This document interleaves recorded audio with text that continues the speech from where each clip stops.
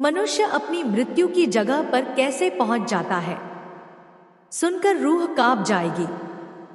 मनुष्य के जीवन में समय, परिस्थिति और स्थान बड़ी भूमिका निभाते हैं। कई बार घटनाएं इन्हीं के अनुरूप घटित होती चली जाती हैं। कलयुग में एक ही चक्रवर्ती सम्राट हुए हैं और वह थे सम्राट विक्रमादित्य, जिनके नाम पर भारतवर्ष में विक्रम संवत की शुरुआत हुई। विक्रमादित्य एक बहुत ही पराक्रमी, विद्वान और कुशल प्रजापालक थे। वे अपनी प्रजा से अत्यधिक प्रेम करते थे। राजा रात में वेश बदलकर अपनी प्रजा की हालत जानने के लिए नगर में निकल जाया करते थे। एक बार की बात है, राजा विक्रमादित्य वेश बदलकर रात को नगर में निकले। घूमते घूमते भोर का समय हो गया। उस समय राजा विक्रमादित्य नगर की परिक्रमा करने वाले मार्ग से गुजर रहे थे। मार्ग के दूसरी ओर घना जंगल था। तभी अचानक राजा ने देखा कि एक लकड़हारा कंधे पर कुल्हाड़ी लिए जंगल में प्रवेश कर गया और लकड़ी काटने के लिए एक ऊंचे वृक्ष पर चढ़ गया। तभी राजा ने देखा कि एक भयानक रीछ दौड़ते हुए आया और उस वृक्ष पर चढ़ने लगा जिस पर लकड़हारा लकड़ी काट रहा था। रीछ को वृक्ष पर चढ़ते देख राजा को बड़ा आश्चर्य हुआ, क्योंकि रीछ तो वृक्ष पर चढ़ ही नहीं सकता। लकड़हारे ने जब रीछ को अपनी ओर आते देखा तो वह बहुत घबरा गया और डर के कारण उसके हाथ से पेड़ की टहनी छूट गई। वह जमीन पर गिरा और उसकी मृत्यु हो गई। उसके बाद रीछ पेड़ से नीचे उतरा और राजा की आंखों के सामने ही उसने एक सुंदर लड़की का रूप धारण कर लिया और जंगल के पास स्थित एक कुएं के पास जाकर बैठ गई।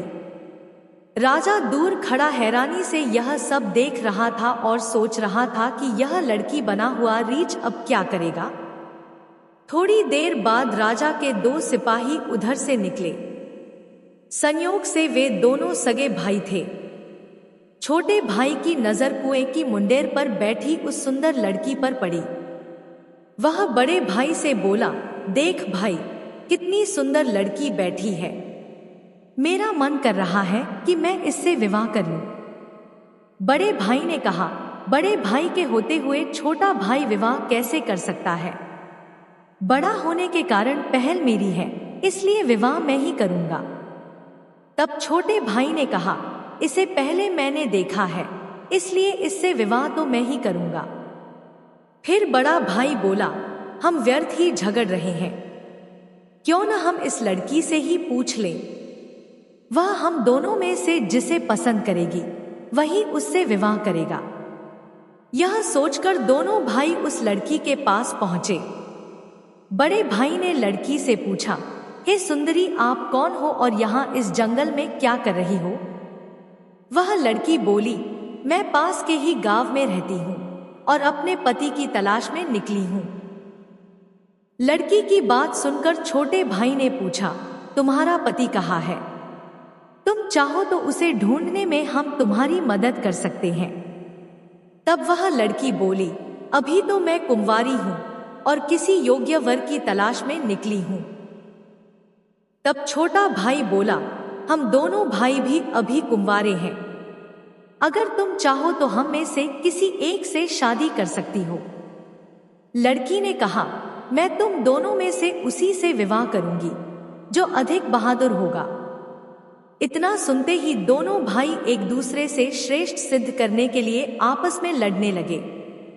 लड़ते लड़ते दोनों ने तलवारें निकाली और एक दूसरे के पेट में घुसा दी। इस प्रकार तड़प तड़प कर दोनों भाइयों ने अपने प्राण त्याग दिए। यह देखकर वह लड़की जोर से हंसी और उठकर दूसरी दिशा की तरफ चल पड़ी। यह लड़की अब क्या करेगी, ऐसा सोचते हुए राजा विक्रमादित्य भी थोड़ी दूरी रखते हुए उसके पीछे पीछे चलने लगे।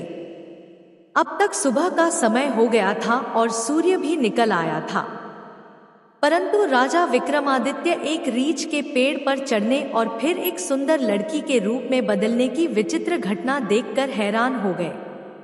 उन्हें अपनी भूख प्यास और राजपाट के विषय में कुछ भी ध्यान ना रहा। राजा के मन में केवल उस रहस्यमय लड़की के बारे में जानने की जिज्ञासा बनी रही। इसलिए राजा सावधानी पूर्वक उसका पीछा करने लगे।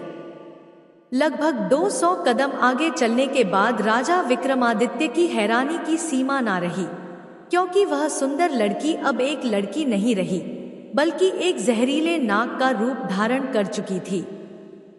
वह जहरीला नाग अब बड़ी तेजी से आगे बढ़ने लगा।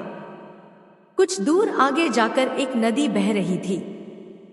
वह भयानक नाग नदी किनारे पहुंचकर कुछ समय रुका और फिर राजा के देखते ही देखते नदी में कूद गया। नदी के बीचों बीच एक नाव चल रही थी, जिसमें बहुत सारे लोग सवार थे। वह जहरीला नाग उस नाव की तरफ बढ़ने लगा। सम्राट विक्रमादित्य नदी के किनारे खड़े यह सब देख रहे थे। देखते ही देखते वह जहरीला नाग उस नाव में कूद गया। नाग को देखकर नाव में भगदड़ मच गई और लोग अपनी जान बचाने के लिए नाव से बाहर पानी में कूद पड़े। जो लोग तैरना जानते थे वे तो तैरकर नदी से बाहर निकल गए, और जो तैरना नहीं जानते थे वे सभी डूबकर मर गए। थोड़ी देर बाद वह नाग नदी से बाहर निकला और नदी के किनारे किनारे आगे बढ़ने लगा। सम्राट विक्रमादित्य भी उसके पीछे पीछे चलने लगे।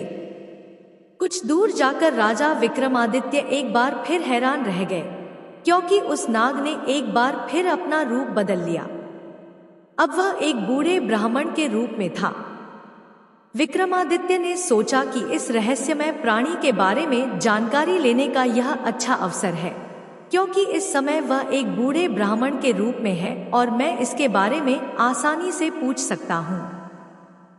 यह सोचकर राजा विक्रमादित्य जल्दी से उस रहस्यमय ब्राह्मण की ओर बढ़ने लगे।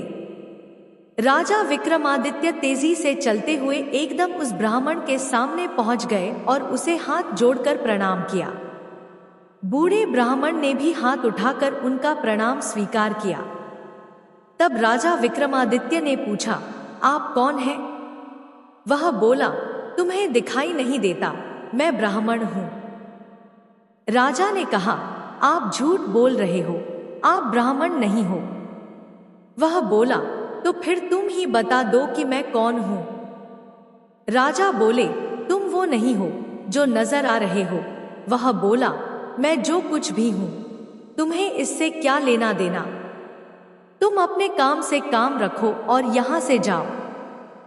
सम्राट विक्रमादित्य ने कहा, मैं सच्चाई जाने बिना आपका रास्ता नहीं छोड़ूंगा, आपको सच्चाई बतानी ही पड़ेगी। वह बोला, मैंने तुम्हें बताया तो है कि मैं एक ब्राह्मण हूं। राजा बोले, आप मुझसे झूठ नहीं बोल सकते। मैं आपका तब से पीछा कर रहा हूं जब आप रीछ बने हुए थे। उस समय आपने उस नौजवान लकड़हारे को मारा, फिर उसके बाद आप एक सुंदर लड़की बने और उन दोनों सिपाही भाइयों को एक दूसरे के हाथों मरवा दिया। फिर आपने एक जहरीले नाग का रूप धारण किया और नदी में छलांग लगा दी। नदी पार कर रही नाव में घुस गए और आपकी दहशत के कारण नाव में सवार यात्रियों में भगदड़ मच गई। नाव पलट गई, जिसके कारण आधे यात्री नदी में डूबकर मर गए। और अब आपने बूढ़े ब्राह्मण का रूप धारण किया हुआ है। अब सीधी तरह से सच सच बता दो, आप कौन हो? वह बोला, यदि ना बताऊं तो? उसकी बात सुनकर राजा ने अपनी तलवार निकाल ली और बोले, तो फिर मरने के लिए तैयार हो जाओ। तुम नहीं जानते, यह राजा विक्रमादित्य की नगरी है और मैं राजा का वफादार नौकर हूं। उस धर्मात्मा राजा की नगरी में तुम इतने लोगों की जान लेकर जीवित बचकर नहीं जा सकते। इसलिए मरने से पहले जल्दी से बता दो कि तुम कौन हो। राजा विक्रमादित्य की धमकी सुनकर वह बूढ़ा ब्राह्मण जोर जोर से हंसने लगा और बोला, मैं जानता हूं कि यह महाप्रतापी सम्राट विक्रमादित्य की राजधानी है, और मैं यह भी जानता हूं कि तुम ही सम्राट विक्रमादित्य हो। फिर भी एक बात जान लो कि तुम मुझे मार नहीं सकते, बल्कि एक दिन ऐसा आएगा जब मैं तुम्हें मरने के लिए विवश कर दूंगा। उसकी यह बात सुनकर राजा विक्रमादित्य सोचने लगे, जिसने इस वेश में भी मुझे पहचान लिया वह कोई साधारण व्यक्ति नहीं हो सकता।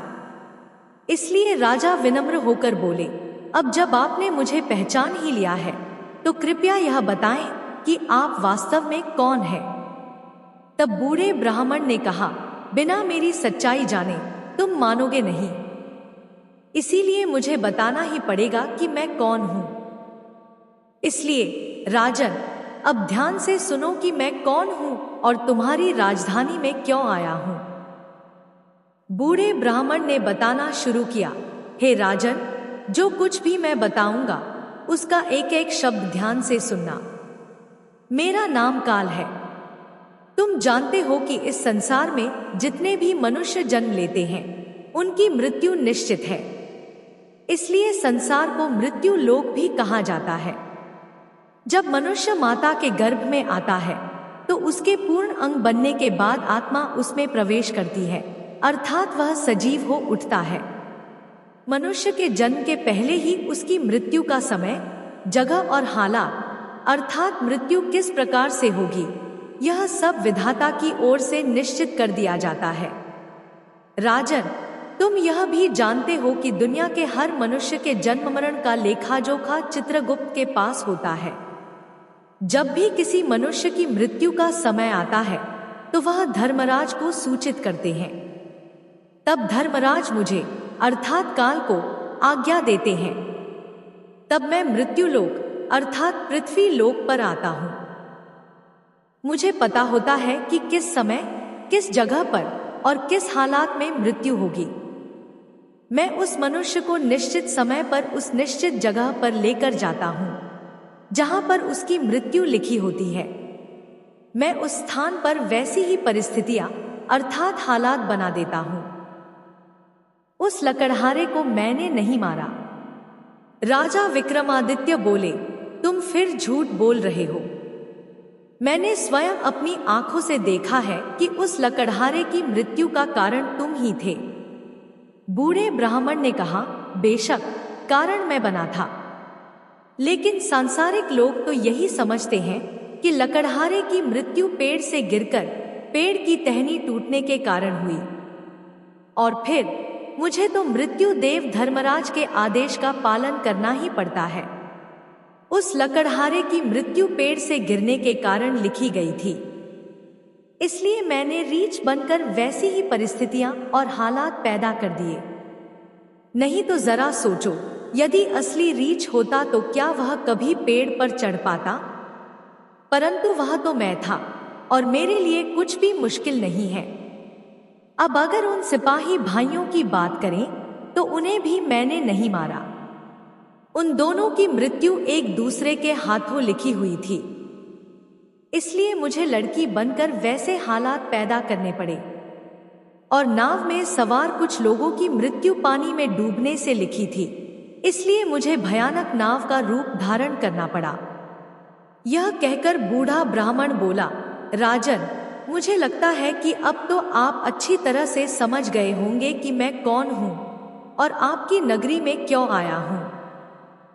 और यह भी समझ गए होंगे कि समय, स्थान और परिस्थिति का सांसारिक मनुष्य के जीवन में कितना बड़ा महत्व होता है। सम्राट विक्रमादित्य ने बूढ़े ब्राह्मण रूपी काल की बातें बड़े ध्यान से सुनी और गंभीर हो गए। काल कहने लगा, हे राजन, अब मैं चलता हूं। राजा विक्रमादित्य बोले, हे कालदेव, आपने मुझे बहुत अच्छी जानकारी दी है, जिसके लिए मैं आपका बहुत आभार व्यक्त करता हूं। कृपया जाने से पहले मेरे एक और प्रश्न का उत्तर देते जाइए। कालदेव बोले, पूछो राजन, क्या पूछना चाहते हो? जल्दी पूछो, मेरे पास इतना समय नहीं है। राजा विक्रमादित्य बोले, कृपया मुझे यह बताइए कि मेरी मृत्यु कब, किस स्थान पर और किस प्रकार से होगी? कालदेव ने कहा, हे राजन, यह मैं आपको बता सकता हूं कि आपकी मृत्यु कहां और किस प्रकार से होगी, परंतु यह नहीं बता सकता कि आपकी मृत्यु कब होगी। राजा विक्रमादित्य बोले, कालदेव, मृत्यु का समय बताने में आपको क्या आपत्ति है?